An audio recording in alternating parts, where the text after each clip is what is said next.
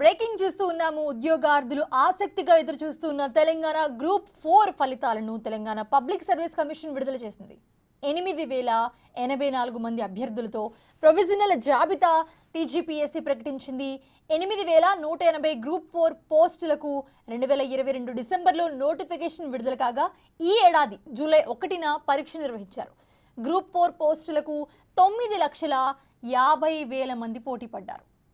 96 పోస్టులు మినహా మిగిలిన అభ్యర్థుల సెలక్షన్ లిస్ట్ను టీజీఎస్పీసీ కమిషన్ ప్రకటించింది. ప్రజా విజయోత్సవాల్లో భాగంగా ఉద్యోగాలు పొందిన అభ్యర్థులకు ప్రభుత్వం అపాయింట్మెంట్ లెటర్లు కూడా ఇవ్వనుంది.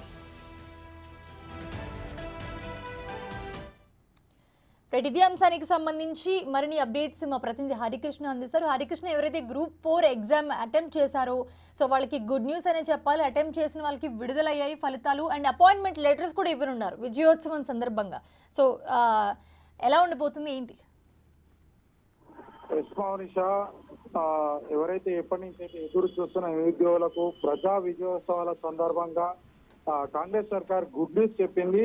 గ్రూప్ 4 సంబంధించి ఫైనల్ రిజల్ట్ ని Telangana public service commission website లో లిస్ట్ ను విడుదల చేసింది. అయితే 8,180 గ్రూప్ 4 పోస్టులకు అయితే 2022లో నోటిఫికేషన్ విడుదలైంది. ఈ ఏడాది జూలై 1న గ్రూప్ 4 అభ్యర్థులు అయితే పరీక్ష రాశారు.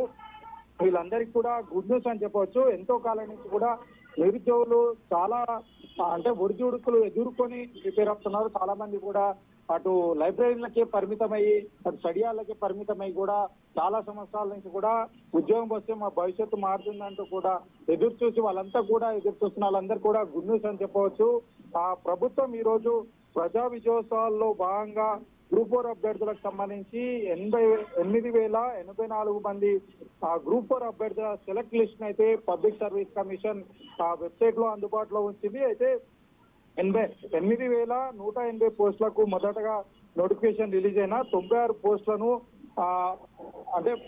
వారికి సంబంధించి రిజల్ట్ ను